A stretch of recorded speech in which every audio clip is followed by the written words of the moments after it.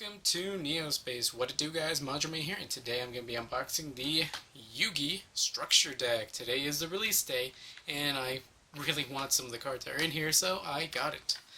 Looking at the front, we see Dark Magician in the new artwork. We'll be seeing that in a second. And a Tem or Yama Yugi. And he's got his jacket as a cape. It's kind of cool. On the back, we see a full list of what's in the box, so you can pause it there if you want, but we're going to be going over it pretty soon. In his final duel, Yugi faced off against the Pharaoh. His only chance to defeat the Egyptian god cards was his brand new Magnet Warrior deck. This structure deck collects all of Yugi's original Magnet Warriors and adds the brand new Electromagnet Warrior monsters, plus new Spell and Trap cards, and a new Mega Monster to assemble from your Magnetic Marvels. And that is actually on the cover, or the back, rather, because the cover has Dark Magician. The Kaiba variant has one Blue Eyes on the cover, but the big monsters are going to be on the back, and kind of gives us a preview of what we're going to get. But we're just going to get right into it. Okay. That's fine. That's fine. And that's all that's in there. And first we get the beginner's guide, and it says everything we've seen so far, so we're just going to set that right there. This is for when you buy it, deactivates it. See the deck itself right there, we're going to set that aside for a second, because this is your double-sided mat slash guide. And of course the guides have a list of what's in here, just in case. And your strategy. This also gives you the strategy of how to use this deck to its full potential, and cards that are out that can really help it, including Rivals of the Pharaoh, including Magnet Force and Magnet Reverse. As we've seen in previous videos, those are cards I have and wanted for this specific Magnet deck. And actually I shouldn't have closed that, because the back of it is the exclusive special playmat with the boss monster here, and of course Dark Magician on this side. That's really cool to have. And if I don't feel like carrying around the big mat, I will carry this around. It's pretty cool. Let's get to the deck, because that is probably why you're here. It is interesting that it was put in that such a way. Maybe it was put in backwards, because since it was put in back first, if you flipped it, first off is the boss monster, Imperion Magnum, the superconductive battlebot. He is a very interesting, strong, and very charismatic monster. Being a rock fusion with 4,000 attack points, that is crazy, and this is the big guy, the boss character in that deck. Next we have Berserkion, the Electromagna Warrior, the Valkyrion of this sub-archetype in this series. Very important card. You need him, as he is material for the big guy. Then we have the three Alpha, Beta, and Gamma, the Electromagnet Warriors. Very important cards, and the reason why you'll see later how many of these. I got 3 of these structure decks because I wanted to run 3 of each, as well as have enough of these to spare. So you get those 3. Kuribourne. It's a really interesting monster. And surprisingly, there was Kuribo support in this. Then we have the original Valkyrion, the Magna Warrior. Alpha, Beta, and Gamma.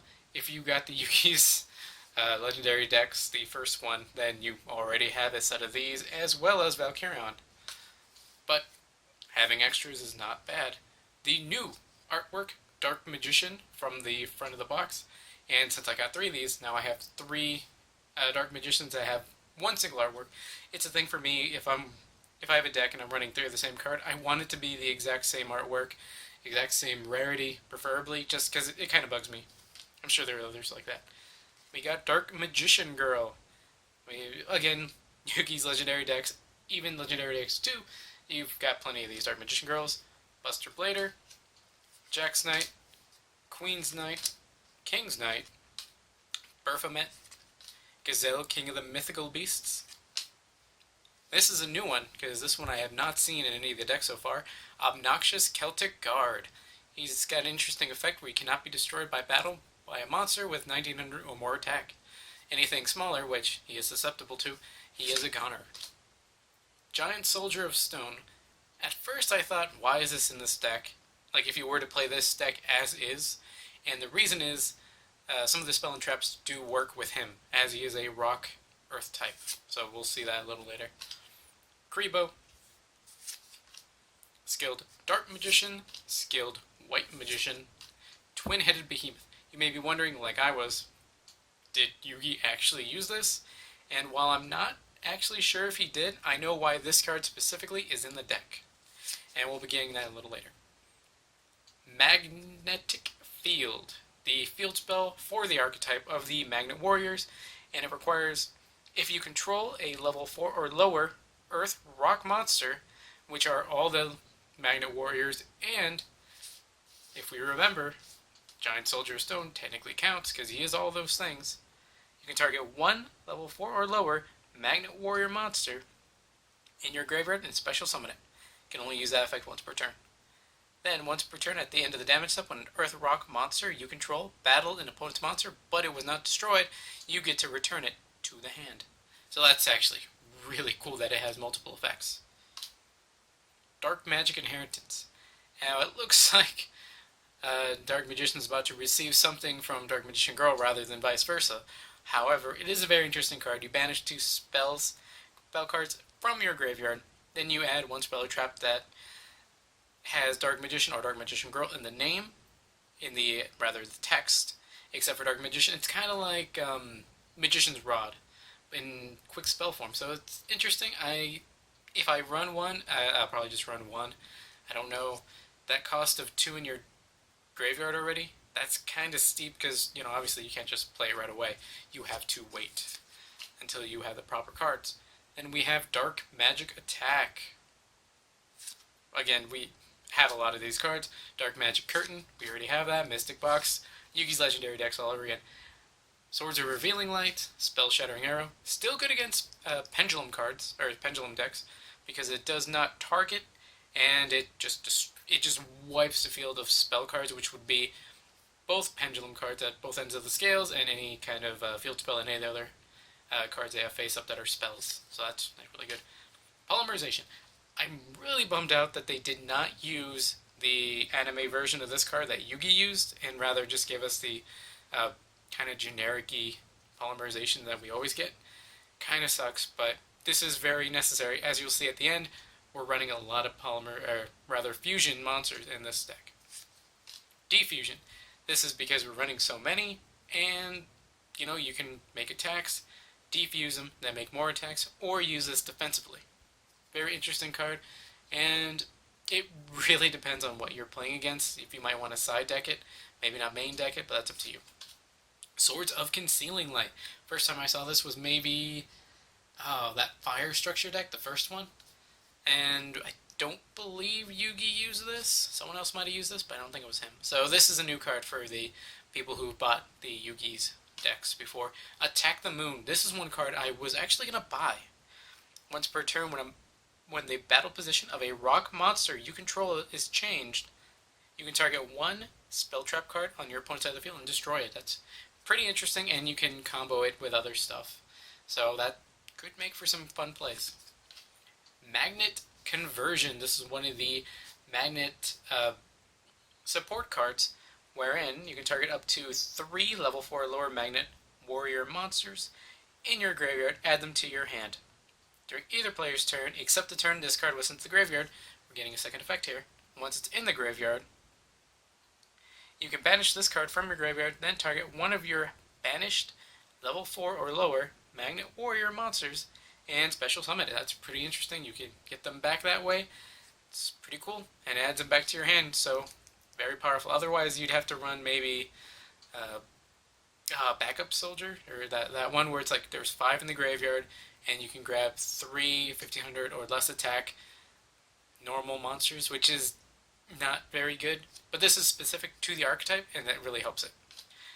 Mirror Force. Not necessarily a bad card, but there's a lot of cards that just this wouldn't really be too useful against. But the majority, I would still think, alright, this would be pretty useful. Not that I don't already have like 4 or something like this now. Magician's Circle, already have it.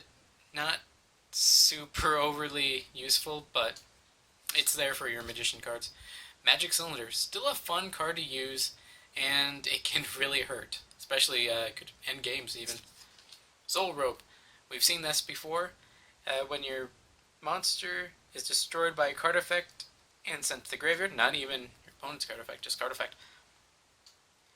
Except during the damage step, pay 1,000 life points, special summon 1 level 4 monster from your deck, so you get a free level 4 for the cost of 1,000 points, but you have to have lost a monster first. So that could have play, but I'm not personally going to be running it, I don't think. Rock Bombardment, this is to really set up your rock stuff, with the Magnet Warriors being all rocks. If you want to put them in your graveyard to be gotten back with the, what is that, Magnet Conversion, you can set up some stuff by putting some in the graveyard, or there's Giant Sentry of Stone, the newer version of the Giant Soldier of Stone, wherein if you have a rock monster on your field and it's in your graveyard, you can special summon it once per turn. And you can use this card to make sure you have one in your graveyard, because there you go. Plus you can make them take a little bit of damage. So that's pretty interesting. It's pretty quick. And your only other cards would be Foolish Burial and I think it's Catapult Zone. Although those can be a little trickier, and you might or might not want to run more field spells because you already have that magnet field. So this can be a good alternative to that and effectively do the same thing. Although it is a little slower than Foolish Burial. We have Arcana Knight Joker, the fusion of Queen's Knight, Jack's Knight, and King's Knight. He has an interesting effect, but it's far too specific. If a card would target him, be it monster, spell, trap, you can discard that corresponding card from your hand, that type, and negate that. That's way too specific, but be it that he has 3,800 attack, he is sitting pretty nice in attack points. Dark Paladin, have it already. It's not bad. It's good for Dark Magicians and Buster Bladers if you're wanting to run that. Chimera, the Flying Mythical Beast, already have it. And a card we did not have.